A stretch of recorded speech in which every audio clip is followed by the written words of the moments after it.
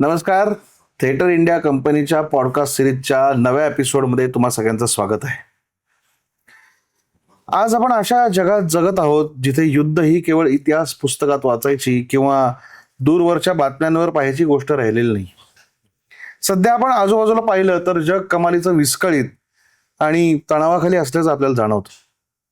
पश्चिम आशिया असो किंवा युरोप असो, जागतिक राजकारणातील उलथापालथ किंवा मानवी संकटे आज आपल्या दारापाशी येऊन ठेपलेत असं वाटतं. अशा काळात युद्ध ही आपल्या आधुनिक युगातील एक कटू आणि अटळ अशी वास्तविकता होऊन बसली आहे. War is not merely a geopolitical conflict or a clash between armies. It's a absolute breakdown of a human empathy rendered in blood and ash. पण जेव्हा आपण त्रयस्थ दृष्टिकोनातून युद्धाकडे पाहतो तेव्हा आपल्याला नेमकं काय दिसतं? समाज अनेकदा युद्धाकडे मोठ्या चष्म्यातनं बघत असतो. म्हणजे जय पराजय, सीमारेषा, लष्करी खर्च, राजकीय विचारसरणी या सगळ्यांबद्दल आपण रादर समाज बोलत असतो. आपण नकाशे, आकडेवारी याबद्दलही बोलतो. पण एखादा नकाशा उद्ध्वस्त झालेल्या घरांचे दुःख दाखवू शकत नाही. एखादा लष्करी अहवाल युद्धाच्या छायेत जगणाऱ्या माणसाच्या मनावर उमटलेले अदृश्य मानसिक ओरखडे मोजू नाही शकत. बाहेरून पाहणाऱ्यांसाठी युद्ध हा एक महाकाय भयानक देखावा असतो, पण आतून पाहणाऱ्यांसाठी ते मानवी अस्तित्वाचे हळूहळू होत जाणारे मरण असते. In war truth is the first casualty, quickly followed by innocence. आणि याच पार्श्वभूमीवर आज आपण एका अत्यंत महत्वाच्या नाटकाबद्दल बोलणार आहोत, ज्या नाटकाचं नाव आहे द कॉल ऑफ ड्युटी. हे नाटक कर्तव्य आणि ड्युटी या शब्दाच्या तथाकथित ग्लॅमरला छेद देतं. ते आपल्याला सैनिकाच्या युनिफॉर्मच्या पलीकडे जाऊन त्याच्या डोळ्यात असणारं दिसणारं एक वेगळं अस्तित्व बघण्यास भाग पाडतं. या कथेच्या केंद्रस्थानी आहे द एलेक्स नावाचा कमांडर, जो रणभूमीवर लढत असताना अचानक अशा एका वळणावर येऊन पोचतो जिथे समोर शत्रू नाही तर त्याला स्वतःचा माणूस पण दिसायला लागतं. हिंसाचाराच्या रणधुमाळीत एक अशी घटना घडते की जी त्याला युद्धाच्या गर्तेतून बाहेर काढून स्वतःच्या विवेकाशी आणि संवेदनशीलतेशी समोरासमोर उभी करते. आज आपल्यासोबत या नाटकाचे लेखक, दिग्दर्शक आणि कलाकार उपस्थित आहेत. हे भावनिक आणि मानसिक विश्व ज्यांनी रंगभूमीवर उभं केलं, ते उभं करताना त्यांचे काय विचार होते, त्यांची प्रोसेस काय होती, ती आपण जाणून घेणार आहोत. आपल्यासोबत आहेत नाटकाचे लेखक आणि दिग्दर्शक सिद्धार्थ देवधर. हाय. आणि सोबत आहेत नाटकातले मुख्य कलाकार ऋषिकेश कानडे आणि प्राची देशपांडे. तर सुरुवात करूयात कथेच्या जन्मापासून. तर आपल्यासोबत आहेत लेखक महोदय. सिद्धार्थ, आपण आज जेव्हा बातम्या पाहतो किंवा त्यातली आकडेवारी दृश्य पाहतो तर बधीर होऊन जायला होतं, नाही? पण तुमचं नाटक पाहून पुन्हा संवेदनशील झाल्यासारखं वाटतं. तुमच्या नाटकात असं दाखवलंय की युद्ध केवळ रणभूमीपुरतं मर्यादित राहत नाही, तर ते लोकांच्या घरात, आठवणींमध्ये, नात्यांमध्ये प्रवेश करतं. प्रत्यक्ष जगातील अशा कोणत्या घटनेवर किंवा तत्वज्ञानावर तुम्हाला या युद्धाच्या छायेत जगणाऱ्या माणसांचे अदृश्य मानसिक जखमा यांवर लिहिण्यास प्रवृत्त करतं?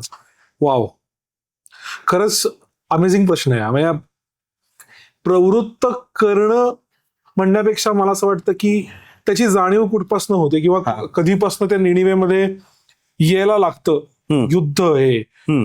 तर मला असं वाटतं की जगातले जे महत्वाचे धर्म आहेत त्याचे सगळ्याचे धर्मग्रंथ हे युद्धापासून सुरू होतात. बरं, आणि मोठं स्टेटमेंट आहे. हो हो, पण ही वस्तुस्थिती आहे. म्हणजे जर समज आपण उगाच धर्मांची नावं घेऊन कशा करता, त्याच्यामुळे छोटं व्हायचं.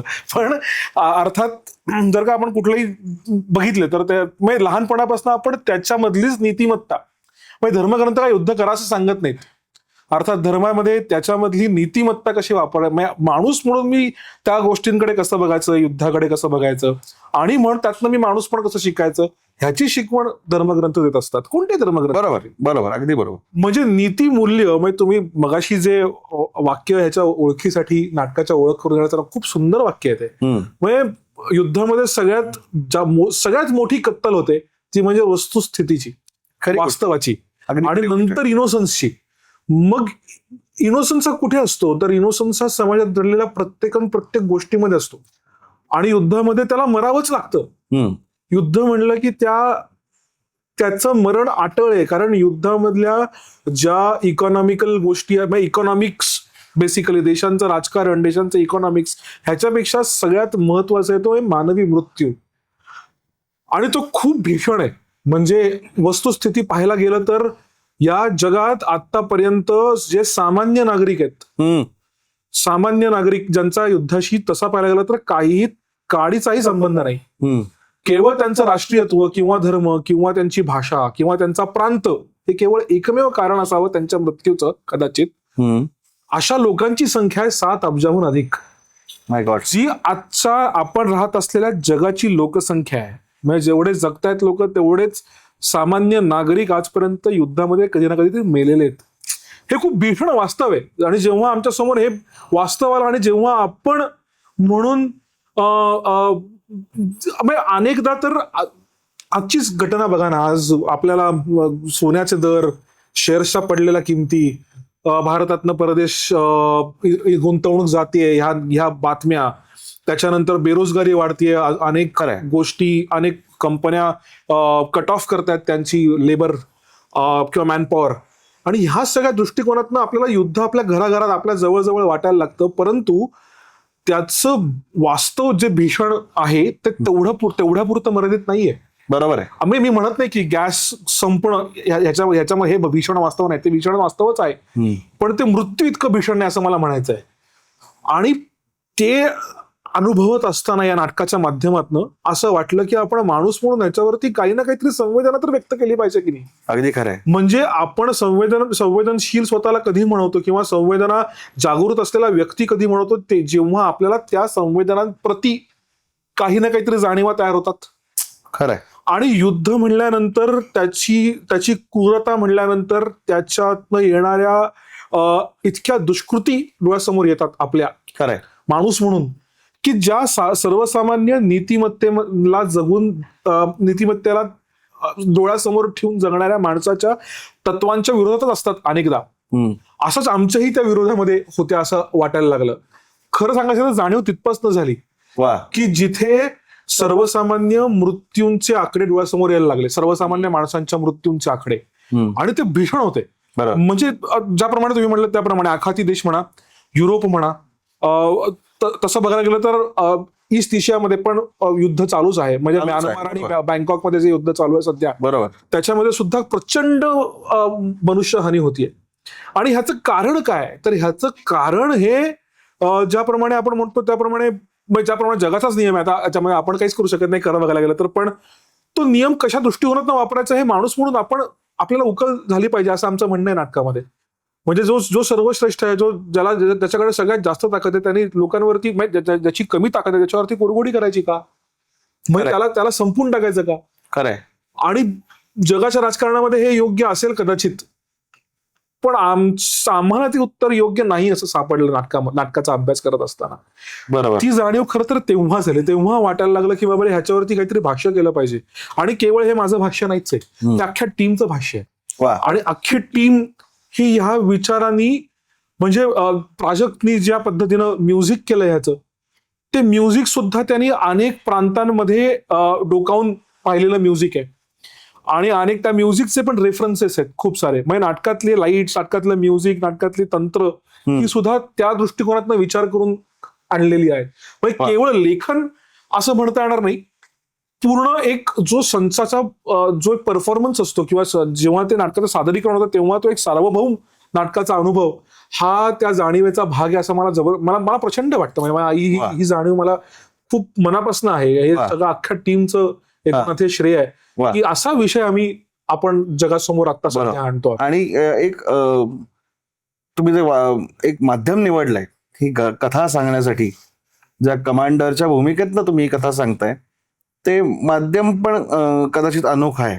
हो. तुमच्या नाटकाच्या प्रस्तावनेत तुम्ही असं म्हणलंय की कर्तव्य नेहमीच उदात्त असते का, ते कधी कधी भावनिक तुरुंग बनते. तर म्हणजे तुम्ही लेखक म्हणून तुमच्या प्रस्तावनेत असं म्हणलंय, तर जेव्हा प्रेक्षक या नैतिक संभ्रमाचा सामना करतील तेव्हा त्यांच्या मनात नेमकी काय भावना तयार होईल किंवा काय भावना तयार व्हायला पाहिजे असं तुम्हाला वाटतं? ओके. सो बघा ना, तुरुंगात आपण सगळेच जण जगतो होतो. बरोबर. म्हणजे नैतिकतेला जर का वाचा फोडायची म्हणली तर कदाचित समाज नियमांच्या बाहेर पडावं लागेल आता या क्षणाला, असं वाटतं. म्हणजे उदाहरण देतो, जर समज आपण नुकताच झालेला एका, कदाचित नावं नको गेला ना, मी याचे केसेसची नावं नको गेला, मे बी एक पीडित, उत्तर प्रदेशमध्ये एक पीडित महिला आहे, जी पीडित महिला जिची सासू जज आहे. म्हणजे नैतिकता किती स्ट्रॉंग असायला पाहिजे. आणि तिच्या छळामध्ये तिचा मृत्यू होतो आणि समाज आता त्याच्या पुढे काहीतरी बोलू इच्छितो, कारण कोणीतरी एक बोललेला असतो. बरोबर. अशा किती घटना आपल्याला माहिती असतात, पण आपण त्या तुरुंगामध्ये, आपल्या नैतिकतेच्या किंवा आपल्या समाजाच्या तुरुंगांमध्ये आपण व्यक्तच होऊ शकत नाही अशा गोष्टींना. बरोबर. पण आपण प्रत्येक जणच एका तुरुंगामध्ये जगतोय आयुष्य, नैतिक किंवा सामाजिक तुरुंगामध्ये असं म्हणू शकतो, ज्याच्यामध्ये आपली नैतिकता त्या तुरुंगामध्ये कैदी म्हणून जगत असते.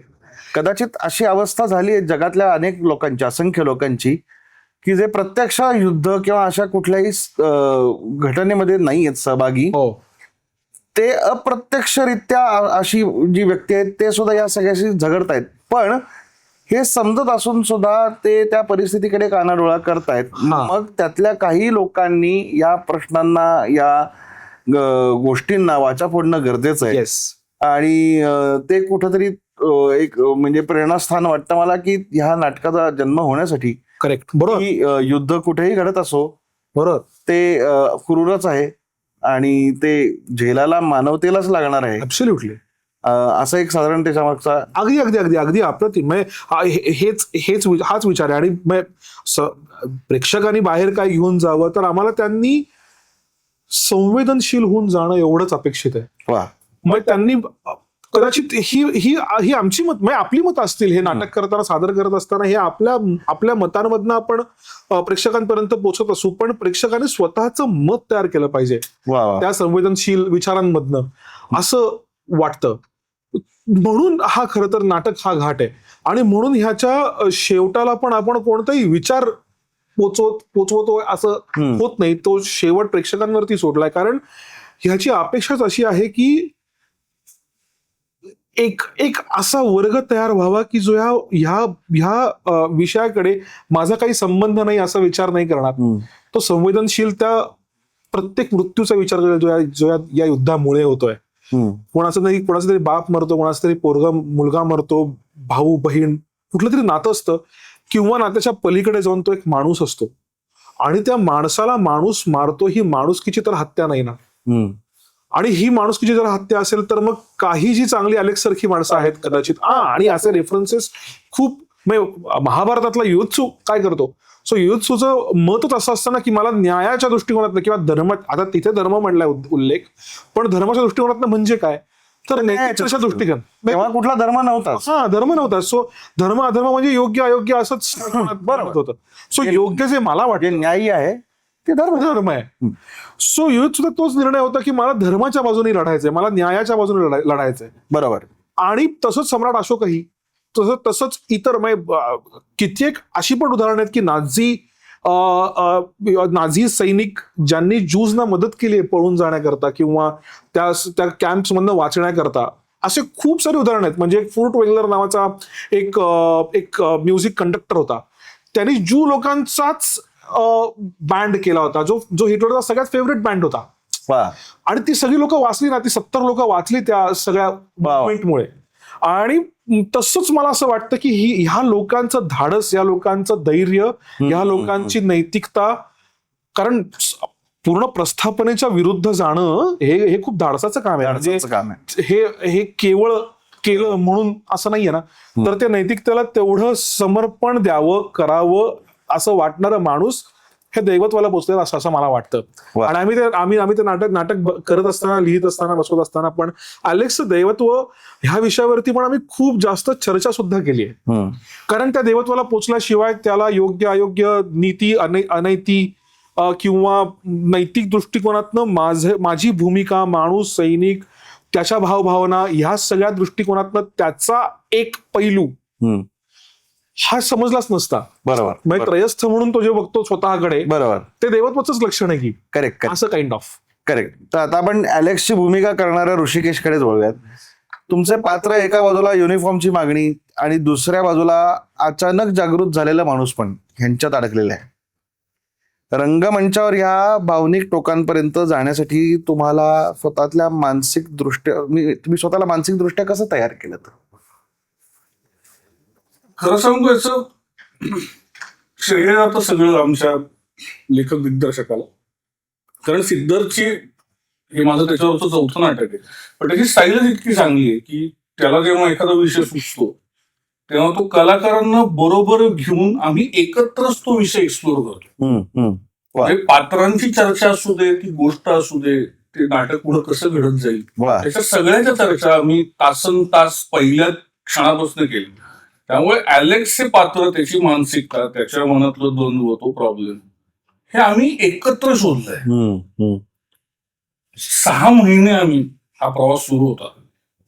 तो त्याची तर एक बेसिक मदत ते शोधण्यासाठी झालीच.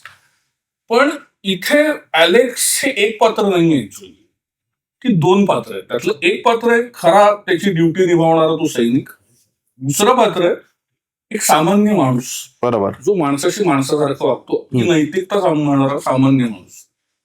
आता या दोन्ही पात्रांचा वेगवेगळा विचार केला, बरोबर, जे एकूण ॲलेक्स होतो, तर लष्करात माणूस कसा वावरतो, कसा वागतो, त्या ड्युटीचा काय इम्पॉर्टन्स असतो, त्याच्यासाठी राष्ट्र, सैन्य, सैन्याचे प्रोटोकॉल्स, सैन्यातली बाकीची लोक आणि मग मी आणि मग माझे, ही हायरार्की असते, प्रायोरिटी. बरोबर, अगदी बरोबर. तर असा सैनिक आम्ही लहानपणापासून बघितलाय. तो पिक्चर मधनं बघितलाय, पुस्तकातनं बघितलाय, काही ओळखीचे लोकही आहेत. त्या याच्याबद्दल ती माहिती होती. मग ती माहिती जवळ ठेवून आणि लेखकाबरोबर ते पात्र एक्सप्लोर करण्याचा प्रयत्न केला.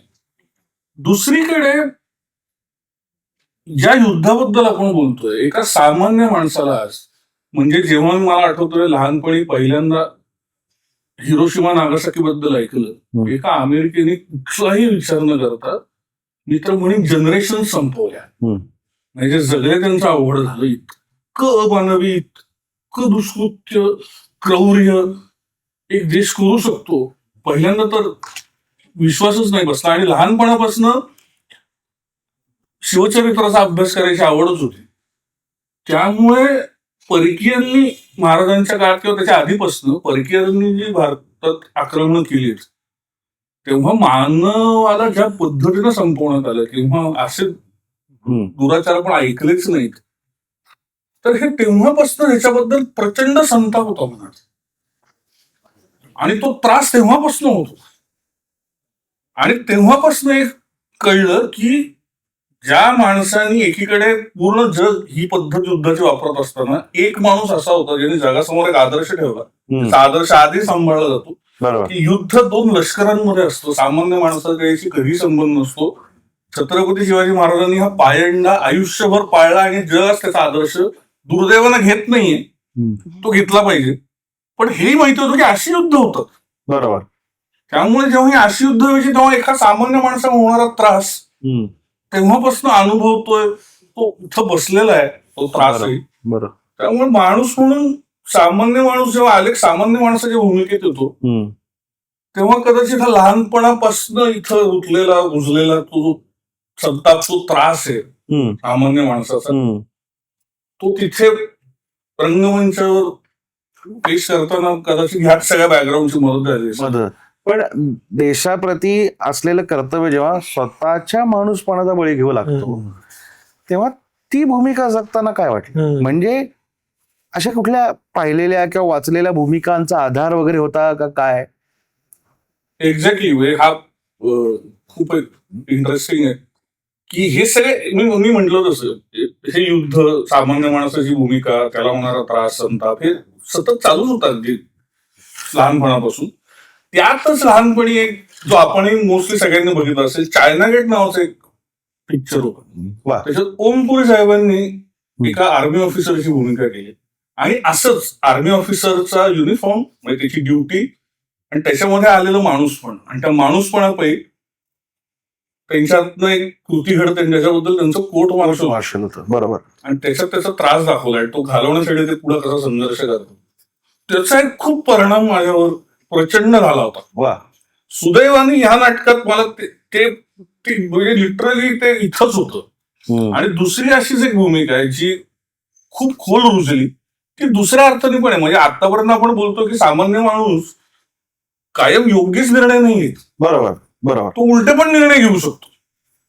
तर म्हणजे युनिफॉर्म एकीकडे, त्यातला सामान्य माणूस जागृत झाल्यावर कदाचित तो इमोशनच्या अंडर चुकीचा निर्णय घेऊ शकतो, पण माणूस कसा वागतो. तर शौर्य नावाचा पिक्चर होता बरोबर, ज्याच्यात के मेनन साहेबांनी अप्रतिम काम केलं.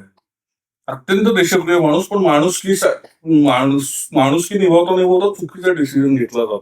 तर दुसराही पैलू त्या पिक्चरमुळे रुतला. आणि हे म्हणजे मी ही भूमिका आल्यावर ही करायची, हे सगळं वाचत होतो, हे बघत होतो, डिस्कशन चाललीच होती. पण हे 2 पिक्चर मी पुन्हा 10 वेळा बघितले. वा.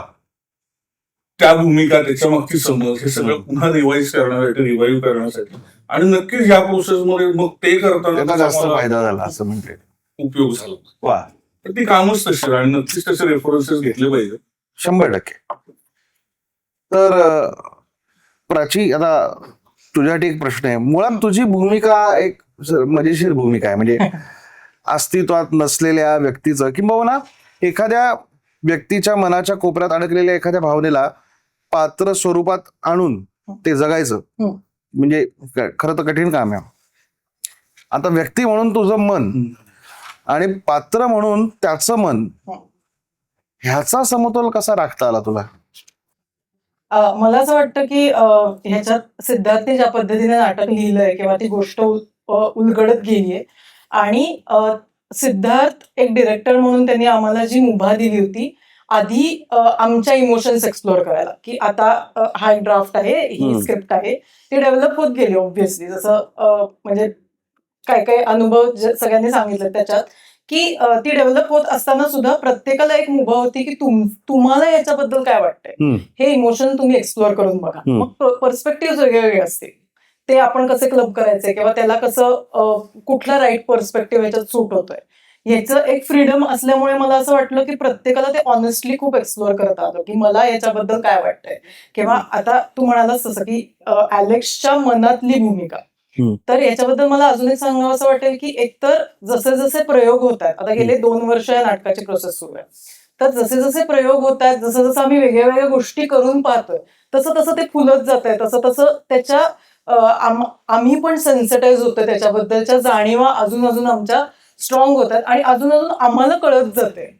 आणि मला असं वाटतं की अलेक्सचं या नाटकात वॉरचे कॉन्सिक्वेन्सेस, त्याच्या लाईफ मधले त्याचे रिपरकेशन्स, त्याच्या रिॲक्शन्स, हे सगळं असताना अलेक्सला खूप वेगळे वेगळे इमोशन्स डिस्प्ले करायचे. वेअरएज बाईला mainly the emotion is pain and अँगर. सो तीच म्हणजे सामान्य माणसावरती ते घडलेलं दुःख आणि जे हे आहे ते तिला दाखवायचं आहे. सो म्हणजे ह्या सगळ्या ह्याच्यातनं जसं आम्ही आमच्या डिस्कशन्स मधनं, आमच्या एक्सपेरिमेंटेशन्स मधनं आम्हाला ते हळूहळू कळत गेलं की, आणि अजूनही आम्हाला ते कळतंय जसे जसे प्रयोग होत आहेत तशा तशा त्याच्या वेगळे वेगळे पर्स्पेक्टिव्ह कळतात की ओके. आणि ते समजून घेणं की अलेक्सला हे म्हणायचंय किंवा त्याने केलंय हे, पण त्याच्या मागे जसं बाई हे प्रतिबिंब आहे अलेक्सचं, आणि म्हणजे त्याला ऍक्च्युली त्याच्या ह्या बुद्धीला काय वाटत असेल, बरोबर, ह्याचा जसं तू म्हणला समतोल राखणं म्हणजे हेच मला असं वाटतं इट इज एक्सप्लोरेशन, की काय वाटत असेल माणूस म्हणून त्याला काय वाटत असेल, हे म्हणून त्याला काय वाटत असेल. ऑल्सो मला असं वाटतं की आम्ही ह्याच्यात स्पॅनिश थिएटर, फ्रेंच थिएटरचे काही व्हिडिओज पण पाहत होतो, त्याचा अभ्यास करत होतो, इंग्लिश थिएटरचा सिद्धार्थ बरोबर डिस्कशन करत होतो, की मला वाटतं की ऍज अ वॉर म्हणून आपण त्याच्यातले कॅरेक्टर आहोत हे इमॅजिन करण्यापेक्षा सिच्युएशन काय असेल याचा तुम्ही अभ्यास केला ना की मग ते कॅरेक्टरला निगडीत राहत नाही, ते गोष्टीशी निगडीत राहतं. की मी आज कुणीही म्हणून जर का त्या युद्धाच्या सिच्युएशन मध्ये असेल तर माझी संवेदना काय असेल तिथे, किंवा माझं हे काय असेल. तर त्याच्यातनं फुलत गेलेलं हे कॉम्प्लिकेटेड खूप लेअर्ड कॅरेक्टर असलं तरी ऑफकोर्स, आणि सगळ्या टीमची मेहनत, सगळ्यांबरोबरचे डिस्कशन्स, सगळ्यांबरोबरचे पर्स्पेक्टिव्ह हे घेऊन करण्यात मला वाटतं की त्याची ब्युटी आहे प्रत्येक कॅरेक्टर बनवण्याची. वा. सिद्धार्थ, या नाटकाची जी रचना आहे ती अशी खूप तुकड्या तुकड्यांमधली आहे. राईट. म्हणजे कथा कधी आर्मी बेस कॅम्प मध्ये असते, तर कधी ती कौटुंबिक जागी म्हणजे अलेक्सच्या घरी घरी जाते, असते. तर कधी चर्चचा एक कन्फेशन स्पेस आहे, करेक्ट. आणि त्या उपर जाऊन बऱ्याचशा सिम्बॉलिक मुवमेंट यांनी कथा एक वेगळ्याच वेगाने फिरत राहते. राईट. आता प्रेक्षक गोंधळात पडणार नाहीत, पण त्यांना पात्रांच्या मनाची विस्कळीत अवस्था जाणवेल. तर ह्यासाठी तू काय केलंस? राईट. म्हणजे जरा थोडी प्रोसेस सांग. हो. म्हणजे तुम्ही दोघंही बोलू शकता याच्यामध्ये. करेक्ट. सो बेसिकली ज्याप्रमाणे प्राची म्हणलं त्याप्रमाणे आम्ही जे अवेलेबल मटेरियल आहे, जे अवेलेबल शहाणी 4 गाईड्स आहेत, मेंटॉर्स आहेत थिएटरमधले, त्यांच्याशी बोलून आम्ही अनेक वैश्विक जगामध्ये थिएटर कसं चाललंय बेसिकली, आणि मॉडर्न फॉर्म ऑफ थिएटर आपण कसं काय ऍप्लिकेबल करू शकतो जेणेकरून ही गोष्ट सांगायचं माध्यम योग्य असेल. बरोबर. कारण ते माध्यम जर का भारतीय असेल आणि गोष्ट मात्र पाश्चिमात्य असेल तर कदाचित ते तसं विस्कळीत वाटू शकतं नाटक. बरोबर. म्हणून आम्ही हे स्पॅनिश थिएटर, रशियन थिएटर, त्याच्यानंतर आम्ही ब्रिटिश थिएटरच्या काही कॉन्सेप्टचा अभ्यास केला, आणि मग जर्मन थिएटर मधलं ब्रेथ टेक्निक जवळचं वाटायला लागलं. अगदी मी विचारणारच होतो. सो त्याच्यामध्ये प्रेक्षकांच्या जाणीवेपर्यंत पोहोचण्याकरता हे खेळ करून बघावेसे वाटले, पुढे मागे, वरती खालती, बरोबर. हा सगळा. म्हणजे त्याच्यामध्ये लेवल्स पण आहेत. सो आपण काही सेट वगैरे वापरत नाही. एक काळी चौकट हा सेट आहे नाटकाचा, पण तरी सुद्धा ते घराच्या आतमध्ये भाग कुठला आहे, घराच्या बाहेरचा भाग कुठला आहे, ह्या सगळ्या गोष्टी एस्टॅब्लिश करताना एकतर तो अभिनयाचा एक भाग आहे, अभिनयाच्या जाणीवांमधनं, त्या आवाजाच्या टोनल क्वालिटी, बऱ्याच साऱ्या गोष्टींमधनं ही गोष्ट शक्य होऊ शकते, आणि रेफरन्सेस मधनं. सो रेफरन्सेस आम्ही ह्या पर्टिक्युलर प्रोसेस मधनं घेतले. दुसरी गोष्ट, आम्ही खूप प्रयोग करून पाहिले. म्हणजे ह्या गोष्टींपर्यंत पोहोचण्याच्या आधी, फिजिकल थिएटर पर्यंत पोहोचण्याच्या आधी आम्ही त्याचे खूप पैलू पाडले. बेसिकली आम्ही खरंच नाटक तुकड्यांमध्ये केलं पहिल्यांदा, आणि करून असं जाणवायला लागलं की बाबा रे, ही गोष्ट अशी सुसूत्र वाटते आणि ती तशीच दाखवायला पाहिजे. मग जेव्हा मी पहिल्यांदा फॉर्म ठरवतो तेव्हा फॉर्म असा काही ठरलाच नव्हता ऑनेस्टली. जेव्हा त्याच्यामध्ये असं व्हिज्युअलाइज व्हायला लागलं की त्याचा क्रिसेंडोज वेगवेगळे नाटकामध्ये मॅनेज होऊ शकतात, आणि ते क्रिसेंडोजला नाटक पोचलं पाहिजे, तर तो क्रिसेंडो पोचल्यानंतर पुन्हा खाली होऊन पुन्हा ते वरती जातं नाटक, आणि त्याच्याकरता खरं तर हे तुकड्या मॅनेज केले. सो ब्रेथ म्हणजे दुसरं काही ह्याच्यामध्ये नाही. आणि प्रेक्षकांशी संवाद आम्ही पात्र अशी येतात की जी प्रेक्षकांमध्ये मधनं येतात, प्रेक्षकांच्या मध्ये असतात. प्रेक्षकांना कधी जाणवतं की बाबा रे, हा अच्छा मला हे वाटतं म्हणून हा माझ्याशी बोलतोय काय, इतपत. म्हणजे अशा रिॲक्शन्स पण आम्हाला काही आल्या होत्या. वा. आणि मुळात अलेक्सचे जे पात्र आहे त्याची मनाची जी अवस्था आहे तीच इतकी विस्कळीत आहे. म्हणजे हे नाटक सतत प्रेझेंट आणि पास्ट असंच खेळतं. कारण अलेक्स आता जेव्हा घरात बसलाय, तो 2 मिनिटं एक कृती करत असतो, दुसऱ्या मिनिटाला त्याच्या मनात डायरेक्ट युद्धभूमीचे अनेक विचार आला. तो कोणाशी तरी बोलत असतो, तिथं चांगला असतो, दुसऱ्या क्षणाला अशी काहीतरी घटना घडते की एकदम प्रचंड वेगानं काहीतरी दुसऱ्याच घटना मागे घडलेल्या डोळ्यासमोर लागतात, आणि ते इतकं स्पीडनं वेगवेगळ्या ठिकाणी नाटक वावरायला लागतं. त्यामुळे ते तसंच ठेवलं. बरोबर. ज्या वेगानं त्याच्या डोक्यात हे सगळे विस्कळीत विचार येत आहेत ते तसेच प्रेक्षकांसमोर आणूयात. आणि याचाच इम्पॅक्ट असं झाला की आधी हा प्रश्न जेन्युअनली पडला पण होता की इतक्या लोकेशन्स, इतक्या वेगवेगळ्या ठिकाणी नाटक फिरतंय, त्याचा वेगही खूप जास्त आहे. प्रेक्षक ऍडजस्ट करू शकतील का, त्यांना नीट उमगेल का काय चाललंय. पण अनेक प्रतिक्रिया आल्या की जसं वाटतंय तसंच घडत असल्यामुळे आणि तसंच तुम्ही दाखवत असल्यामुळे जास्त अपील झालं. हे खूप थकवून टाकणार असेल ना. म्हणजे शारीरिक थकवा तर एक भाग झाला, पण नैतिक संभ्रम, अस्तित्वाची लढाई, यातून एक मानसिक थकवा, म्हणजे इमोशनल एक्झॉस्ट. आता हा मांडायचा म्हणजे नाही, त्याच्यावरचं खरं कारण म्हणून का एक्झॉस्ट हा फार छान विषय काढला. मी खूप थकलो पण होतो आणि खूप संताप पण होता. कुठल्या विषयाचा, ज्या विषयाबद्दल आपण मगाचपासून बोलतोय, या जगात इतकी अमानवी कृत्य सुरू आहेत आता युक्रेन आणि ज्याचा रेफरन्स आमच्या नाटकात पण आहे हम्म. की कित्येक हजारो मुलं, निष्पाप मुलं, ज्यांचे जन्म 2 आठवड्यापूर्वी 3 आठवड्यापूर्वी झाले, अशी मुलं मारली जातात की ज्यांचं इंजिनिअरिंग करणंच केलेलं नाही. हो ना. चूक बरोबर माहितीच नाही. हे एक्झाम्पल घेतलं तर हिरोशिमा नागासाकी मी म्हणल्यापासूनच ते आपण आतापर्यंत ऐकतोय की म्हणजे साधी गोष्ट आहे की एका माणसाने एका माणसाचा खून केला आपल्या समाजात तर काहीतरी न्यायाची प्रक्रिया तरी आहे. पण रशिया, अमेरिका, चायनाने अणुबॉम्ब जरी टाकला आणि जनरेशन संपवल्या, न्यायाची कुठलीच प्रक्रिया नाही. याचा जो संताप आणि त्रास होता ना मला, तो मला व्यक्त करायचा होता. मग ते घरात बाहेर पडत होता. मग जिथं जाऊ तिथं ह्या अन्यायांबरोबर महाराजांच्या एक्झाम्पल्स पासून ते आतापर्यंत ही सामान्य माणसं जी मारली जातात हाकनाक, त्याच्याबद्दल सतत बोलावं असं वाटायचं. आणि थँक्स टू सिद्धार्थ, त्याला ही कल्पना सुचली, ते नाटक झालं, तो रोल आला आणि मी व्यक्तच व्हायला लागतो लोकांसमोर. आणि तो थकून टाकणाराच विषय. त्या शूज मध्ये पाय घालता आणि तो प्रवेश साकारता खूप त्रास होतो. पण ती गरजच होती माझी. गरज होती. करेक्ट. ती एनर्जी मला वाटतं की ती जी एनर्जी आहे जी म्हणजे व्यक्त करायला आम्हाला जी मिळालं आणि व्यक्त केल्यावरची जी एनर्जी आहे इट इज व्हेरी गिव्हिंग. म्हणजे मला वाटतं की त्यांनी आपल्या जाणीवा ज्या आहेत त्या अजून शार्पन होतात, त्या अजून म्हणजे त्याला खरंच शार्पन होतात म्हणेन मी. आणि त्याच्यातनं आपण प्रेक्षकांना पण तेवढंच सेन्सिटाईज करतो, ह्याचं समाधान पण आहे. सो जसं हा म्हणाला की घेऊन जाताना आपण काय घेऊन जाणं एक्सपेक्टेड आहे की जस्ट सेन्सिटाईज होणं आणि म्हणजे ह्याच्यातनं काय घेणं की आपण पण तसेच इतकी आपल्या भावना प्रत्येक प्रयोगाबरोबर हे होतं झालं. And that energy is very satisfying असं मला वाटतं. हो. आणि आम्ही प्रयोग जेव्हा आता एक स्टेज असते ना नाटकाची की आता नाटक पूर्ण उभं राहतं, त्याच्यानंतर त्याची 0 शो होतात किंवा 1 0 शो होतो आणि त्याचा आपण निर्णय घेतो हे नाटक स्टेजवरती गेलं पाहिजे. तेव्हाच आम्ही निर्णय घेतला होता हा की ह्या नाटकामध्ये आपल्याला व्यक्त व्हायचं आणि अख्ख्या टीमनी एकत्र येऊन घेतला निर्णय. वा वा. हे नाटक आपल्याला प्रेक्षकांकरता करायचंय, ते तर दुसरा म्हणजे तो वेगळा भाग झाला. परंतु मी हे नाटक का करतोय, कारण मला व्यक्त व्हायचंय. मला हे प्रश्न पडलेत, तो केवळ माझा प्रश्न नाहीच आहे. ज्याप्रमाणे मी मगाशी पण बहुतेक बोललोय, पण हा केवळ माझा प्रश्न न उरता आमच्या अख्ख्या नाट्य संचाचा जेव्हा प्रश्न झाला ना, तेव्हा माझ्यासाठी हे विन होतं की अख्खी टीम एकत्र येऊन त्याला भेडसावणाऱ्या प्रश्नाबद्दल ते काम करतात आणि ते व्यक्त होणं ही त्यांना गरज वाटायला लागते.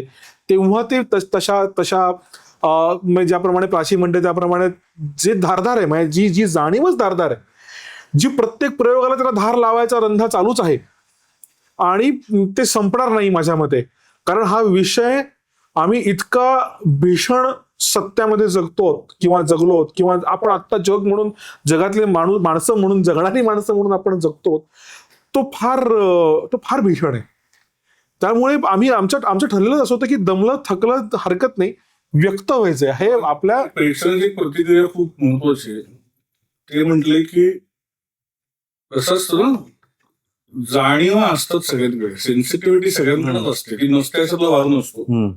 पण रेग्युलर आयुष्यात आपण मला काय त्याचं ह्या तुरुंगात अडकल्यामुळं ती इतकी ओथड झाली आहे. तर ते म्हणले थँक्यू कॉल ऑफ ड्युटीच्या टीमला, त्या जाणीवांना धार लावायचं काम तुम्ही केलं. वा वा वा.